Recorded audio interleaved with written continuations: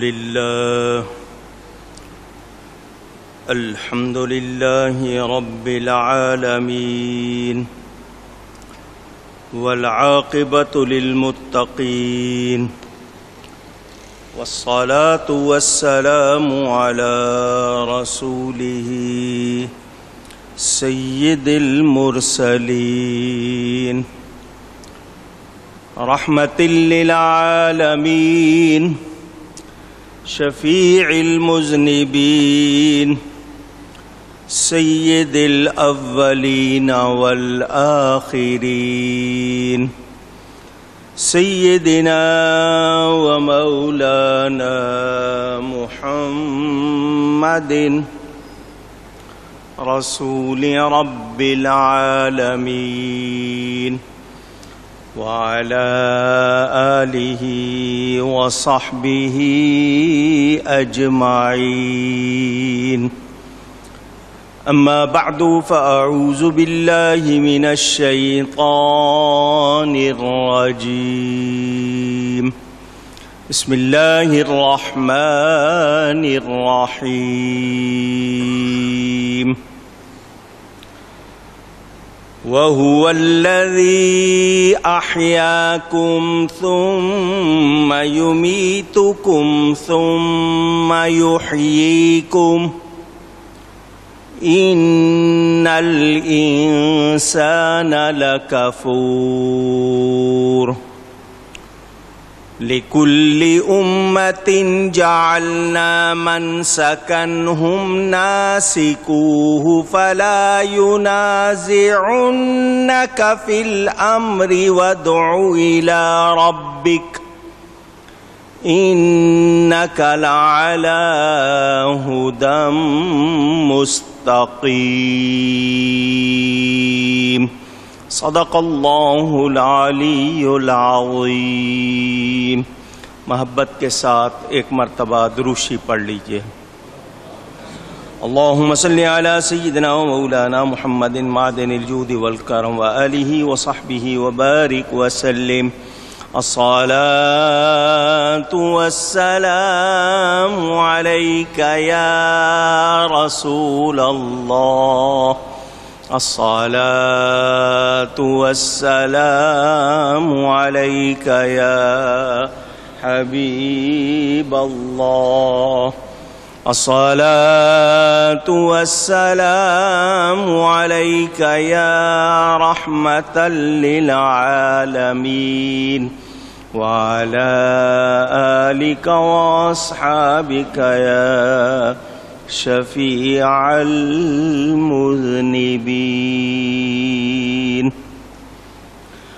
حمد و صلات کے بعد قرآن کریم کی سورۃ الحج کی تفسیر آپ سن رہے ہیں۔ سورت کا نام الحج ہے اور حج کا مہینہ بھی شروع ہونے والا ہے۔ کچھ باتیں تفسیر کے حوالے سے اور کچھ آنے والے مہینے کے حوالے سے انشاءاللہ کروں گا۔ اللہ تعالیٰ سے دعا ہے وہ مجھے حق بیان کرنے، ہم سب کو حق سن کر اس کو قبول کرنے، اس پر عمل کرنے اور اس پر قائم رہنے کی توفیق عطا فرمائے۔ پہلے آیات کا ترجمہ۔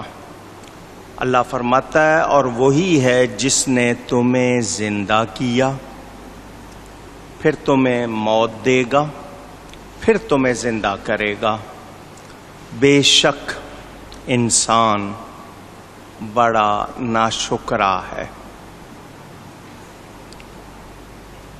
دنیاوی راحتیں، نعمتیں صبح و شام، دن رات،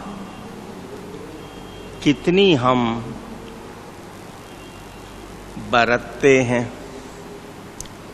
پاتے ہیں، مگر شکایتیں ہیں، شکوہ کرتے ہیں، شکر نہیں کرتے۔ آسمان، زمین، یہ سارا کارخانہ قدرت اللہ نے ہمارے لیے بنایا ہے، اس کو کوئی ضرورت نہیں۔ ایک پانی کی بوند سے اس انسان کو صورت بخش کر، وجود عطا فرما کر دنیا میں آخرت کی کھیتی کرنے کے لیے بھیجا کہ یہاں آ کر آگے کی تیاری کرے، مگر انسان کی ساری کوششیں دنیا تک رہ گئیں۔ جو اعمال کر کے آگے لے جانے تھے ان کی بجائے ساری کوششیں دنیا کے لیے ہم کر رہے۔ یہ زندگی بہت مختصر ہے دنیا کی، آپ کی زبان میں کہتے ہیں دنیا 4 دن کی ہے، یعنی بہت کم مدت ہے۔ کوئی پتہ نہیں ہے کب سانس کی ڈور ٹوٹ جائے گی۔ جانا ہے مگر ارادہ نہیں ہے، ارادے یہیں کے ہیں، ساری کوششیں یہی کی ہیں۔ اس زندگی کا انجام موت ہے، پھر زندگی ملے گی، پھر ثواب یا عذاب کے لیے دائمی زندگی آخرت کی۔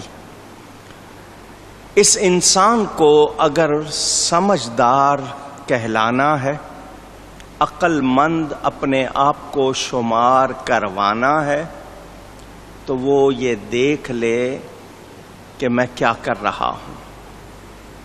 اس کا عمل خود اسے بتا دے گا کہ وہ کہاں کی فکر کر رہا ہے۔ بات لطیفے کی ہے، لطیفے سے مراد ہنسنا نہیں ہوتا، نازک بات۔ جتنا پیار رزق سے ہے، رزق دینے والے سے نہیں ہے ایسا یا نہیں ہے؟ جتنی محنت دنیا کے لیے ہے، یہی محنت آخرت کے لیے کریں تو دنیا تو خود بخود پیچھے آئے گی۔ اللہ والوں نے کیا کیا؟ دنیا کے لیے نہیں کیا، دنیا ان کے پیچھے گئی۔ ہم دنیا کے لیے کرتے ہیں اور دنیا ہاتھ نہیں آتی۔ سوچیں، غور کریں۔ یہ انسان ناشکرا، کتنا کچھ برت لیا، کتنا کچھ پا لیا، وہ شمار نہیں کرتا۔ کوئی ایک چیز پہ اگر اس کی سوئی اٹک جائے کہ نہیں یہ نہیں ہوا تو سمجھو کچھ نہیں ہوا۔ ہر دعا کرتا ہے یا اللہ یہ دے دے، آئندہ کچھ نہیں مانگوں گا، یا اللہ یہ گناہ معاف کر دے، آئندہ نہیں کروں گا۔ بھول جاتا ہے، بھولنے میں اس کو دیر نہیں لگتی۔ اے انسان، یہ ساری کوششیں تبھی ہیں نا جب تک زندگی ہے، اور یہ زندگی تیرے ہاتھ میں نہیں ہے۔ زندگی موت اگر انسان کے ہاتھ میں دے دی جاتی تو انسان کیا کرتے؟ تو اللہ نے اپنے دست قدرت میں رکھا، تو تجھے جو دیا ہے اس کو پہچان، اپنے آپ کو بھی پہچان اور اس دنیا کو بھی پہچان۔ یہ دنیا کسی سے وفا نہیں کرتی۔ اس کے طالب نہ بنو، طالب بنو اللہ کے۔ طالب کا مطلب چاہنے والے کس کے بنو؟ دنیا کے چاہنے والے نہ بنو بلکہ اللہ کے چاہنے والے۔ آپ مجھ سے اکثر نعت شریف سنتے رہتے ہیں، اس کا موضوع ہی یہی ہے کہ اے انسان، یہ دنیا تیرے لیے ہے، تو دنیا کے لیے، اونچی کہیں اور اونچی، جانور پیدا ہوئے تیری غذا کے واسطے، جانور پیدا ہوئے تیری وفا کے واسطے، چاند سورج اور ستارے ہیں ضیاء کے واسطے، کھیتیاں سرسبز ہیں تیری غذا کے واسطے،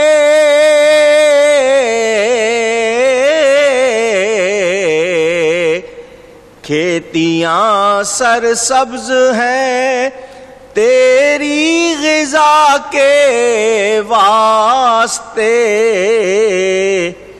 سب جہاں تیرے لیے اور تو خدا کے واسطے، سب جہاں یہ سب جہاں تیرے لیے اور تو خدا کے واسطے۔ تو کس کے واسطے؟ اگر یہ پہچان لیں مسئلہ حل ہو جائے، مگر سب کوششیں، سب چیزیں دنیا کی، سامان 100 برس کا، کل کی یا پل کی خبر نہیں، لگے ہوئے۔ اللہ تعالی نے کون سی نعمت نہیں دی مگر شکر نہیں ہے، اللہ یاد نہیں ہے، تو ہم ناشکر شمار ہوں گے یا نہیں ہوں گے؟ بتائیے۔ جو کچھ ہمارا حال ہے تو ہمیں سوچنا چاہیے، جو بندہ شکر نہیں کرتا پھر وہ غضب کا نشانہ بنتا ہے، نعمت چھن جاتی ہے پھر غضب کا نشانہ بنتا ہے۔ ہر حال میں اللہ کا آواز آئے شکر کرنا، ہر حال میں ہم سب کو کوشش کرنی چاہیے۔ اس موضوع پر کئی مثالیں۔ مجھے یہ بتائیے، نبی کریم صلی اللہ علیہ وسلم دونوں جہان کے بادشاہ، انہوں نے دنیا کو پسند کیا؟ نہیں۔ آپ سنتے رہتے، اینٹ اور تکیے کا پتھر جو ہے، پتھر ہے، اس کو تکیہ بنا لیتے، اینٹ یا پتھر کو تکیہ بنا لیتے، موٹی چھال کی چٹائی پر لیٹ جاتے، موٹی روٹی بغیر چھنا ہوا آٹا، وہ بھی کبھی کبھی 2 مہینے چولہا گرم نہیں ہوتا۔ ان کی تو ٹھوکروں میں کائنات تھی، مگر انہوں نے دنیا کو پسند نہیں کیا۔ صحابہ کرام جنگ پہ جا رہے ہیں، خشک کھجور جس کو آپ چھہارا کہتے ہیں، ایک شخص لیتا، منہ میں تھوڑی دیر رکھ کے چوستا، پھر دوسرے کو دیتا، پھر 5 آدمی ایک کھجور کو چوستے، دن بھر میں صرف اتنا ہی، اور پھر اللہ کی راہ میں جہاد۔ ہم کتنا کھاتے، کتنا کچھ ہے، پھر بھی شکر نہیں۔ یہ ناشکری بری چیز ہے۔ اپنے بچوں کو، عورتوں کو پہلے دن سے سکھاؤ شکر کریں۔ ہم ان کو فرمائشوں پہ لگا دیتے ہیں، یہ نہیں کھانا، یوں نہیں کرنا، یوں نہیں، تو یہ ناشکری آ جاتی ہے مزاج میں، یہ اچھی بات نہیں۔ ان سے پوچھو جن کو نہیں ملتا۔ آج تو آپ کے سامنے دنیا کا نقشہ دور نہیں ہے، گھر بیٹھے آپ ساری دنیا کو دیکھ لیتے ہیں۔ ان لوگوں کو دیکھیں جن کے پاس میسر نہیں ہے، کیا حال ہے۔ تو ہمارے پاس اگر ہے تو ہمیں کیا کرنا چاہیے؟ شکر۔ کیا کرنا چاہیے؟ شکر۔ یہ شکر آپ کو نقصان نہیں دے گا، نعمت میں بھی اضافہ ہوگا، رب بھی راضی ہوگا، اور آپ کی حالت بھی اچھی رہے گی۔ کوشش کرنی چاہیے۔ اللہ فرماتا ہے لِكُلِّ أُمَّةٍ جَعَلْنَا مَنْسَكًا هُمْ نَاسِكُوهُ، ہر امت کے لیے ہم نے عبادت کے قاعدے بنا دیے. فَلَا يُنَازِعُنَّكَ فِي الْأَمْرِ، تو وہ ہرگز تم سے اس معاملے میں جھگڑا نہ کریں. وَادْعُ إِلَىٰ رَبِّكَ، اور اپنے رب کی طرف بلاؤ. إِنَّكَ لَعَلَىٰ هُدًى مُسْتَقِيمٍ، بے شک تم سیدھی راہ پر ہو. توجہ،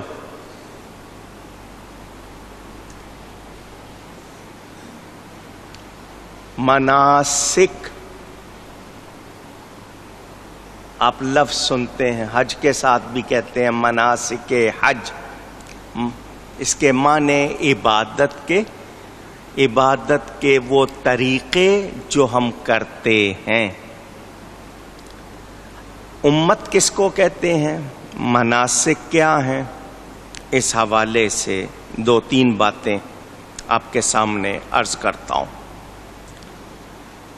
امت لوگوں کی اس جماعت کو کہا جاتا ہے جس کی طرف اللہ نے رسول بھیجا ہو. امت کس کو کہتے ہیں، لوگوں کی اس جماعت کو جس کی طرف اللہ نے رسول بھیجا ہو، اس کو کہتے ہیں امت. انگریزی والے نیشن، فالوورز، گروپ اس طرح کے ترجمے کرتے ہیں کیونکہ عربی بائبل کے لیے انہوں نے ایجاد کی. اسلامی اصطلاحات، ٹرمز، اس کا ترجمہ انگریزی پوری طرح نہیں کرتی. رسول کے آنے پر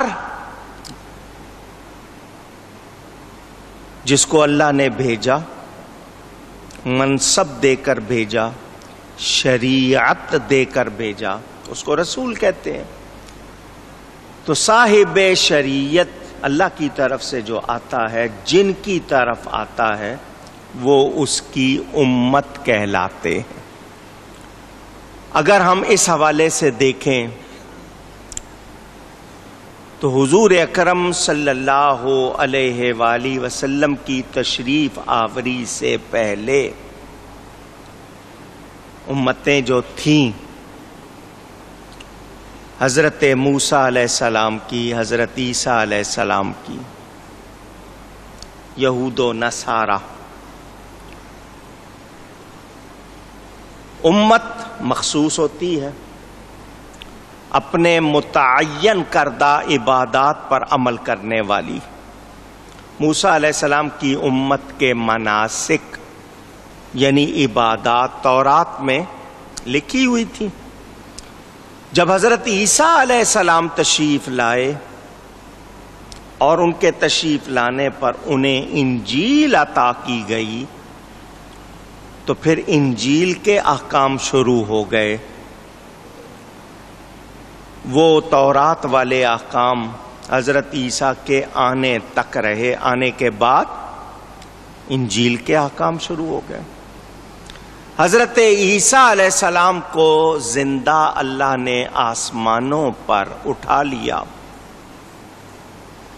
جب تک وہ تھے انجیل کے احکام تھے، وہ تشریف لے گئے تو انجیل کے احکام بھی چلے گئے. رسول کریم صلی اللہ علیہ وسلم تشریف لائے، قرآن نازل ہوا، تو اب پچھلے تمام آسمانی احکام منسوخ ہو گئے. اب قیامت تک قرآن پر عمل ہوتا رہے گا.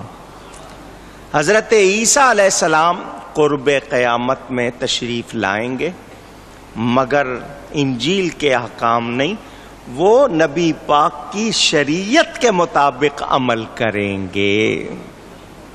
یہ ذہن میں رہے. امت کا مطلب آپ نے سمجھ لیا۔ مناسک، عبادت کے طریقے، قاعدے۔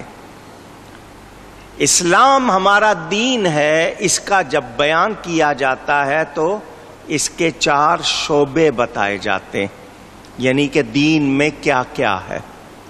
سب سے پہلے اعتقادات، عقائد، عقیدے۔